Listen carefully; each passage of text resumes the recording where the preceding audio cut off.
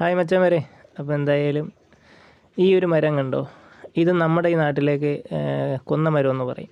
പക്ഷേ ഇതിലൊരു മാജിക് ഉണ്ട്. വേറൊന്നുമല്ല, ഇത് നമുക്കൊരു ഡ്രൈ ഫ്രൂട്ടായിട്ട് എടുക്കാൻ പറ്റും.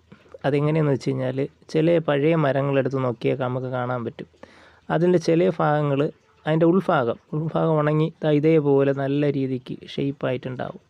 പക്ഷേ ഇതിൻ്റെ കാതലാണ് സംഭവം. പക്ഷേ ഇത് ഒരിക്കലും നശിച്ചു പോകത്തില്ല. എന്ന് വെച്ച് കഴിഞ്ഞാൽ നല്ല കട്ടിയുള്ള, ചിലതിനൊക്കെ നല്ല കട്ടി, നല്ല വർഷപ്പഴക്കമൊക്കെ ഉള്ള മരത്തിനൊക്കെ നല്ല കട്ടി ഉണ്ടാവും. പക്ഷേ ഇതൊക്കെ നമ്മുടെ അക്വേറിയത്തിലൊക്കെ സെറ്റ് ചെയ്ത് വെച്ച് കഴിഞ്ഞാൽ നല്ല ഭംഗിയായിരിക്കും.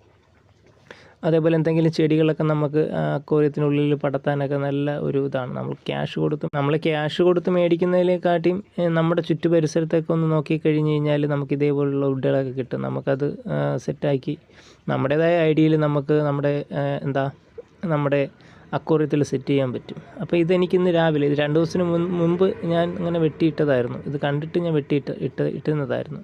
അപ്പോൾ എന്തെന്നാലും ഇത് ഇതേപോലെയുള്ള നോക്കണം കേട്ടോ.